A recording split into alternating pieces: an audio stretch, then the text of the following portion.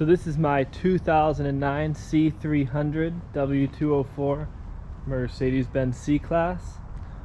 Today I'm going to be reviewing it and giving my overall thoughts after owning this car for a few months.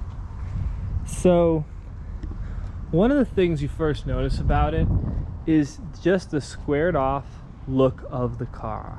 In my opinion, it's very kind of style. It's one of the first Mercedes where they went back to the square styling of the old Mercedes, such as the 123s and the 124s. And in my opinion, it looks awesome. It's not overdone, it's not overstyled. It looks high quality, compact, all in kind of a small package. So first thing, now I'll be going into the interior. Mine's black on black. I have a friend who has one that's black on beige. I love the interior as kind of the outside, not overstyled in any way, but it just looks so high quality, and it feels it too. The seats are very firm, and I recently was on a 9-hour drive, and you can start to feel that in about the 7th or 8th hour. But when you get into it, it just feels so nice. It's not overly cushiony. It evenly disperses the weight, and it feels great. So what's unique about mine is, of course, the 6-speed manual transmission. In my opinion, it gives a great driving experience. I prefer manual. My friend is an automatic, and the automatic transmission is a great option too. They both drive great. Let's look under the hood now.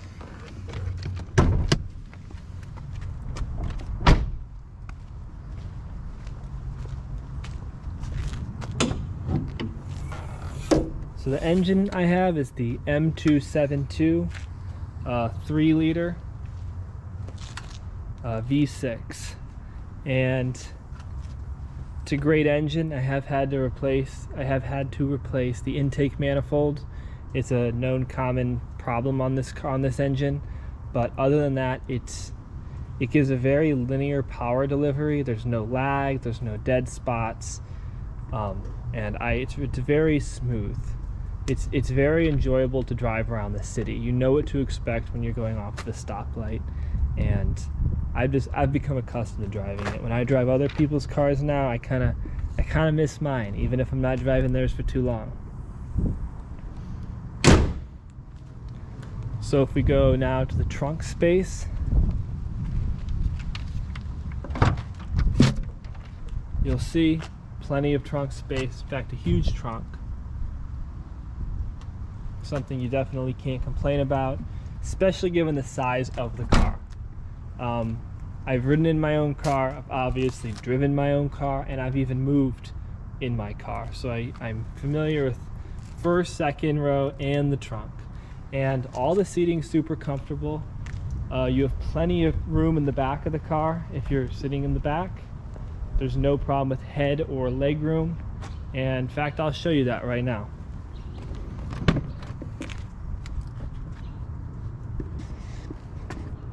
I'll sit. I'm 5'10". Does not touch the front seat. I have multiple inches to spare. Headroom. Perfectly comfortable. You put your head back, you're fine. I could be in here all day. As I've discussed, front 2 seats extremely comfortable. So really, in conclusion, after having owned this car, it drives great. The 6-speed manual, I think it's super. I do DoorDash, and I think it's a super great manual transmission for hours of easy driving. The clutch is not heavy. It's not overly heavy. It's also not super light. I think it's just perfect. And a lot of people like to complain that the manual transmission in this car is not sporty. But I think it's perfect for the car, it suits the car, and I love driving it. I've driven a Miata recently with a sportier transmission, and I much prefer mine. Fuel economy on highway trips, I drove to the Arizona desert and I got 31. and this is rated at 18 city, 26 highway, so I really can't complain with that. Anyway, that about wraps it up. Soon I'll be posting a point of view driving experience of this car in which I strap the GoPro to my head and you get to see what it's like to drive it. Like and subscribe.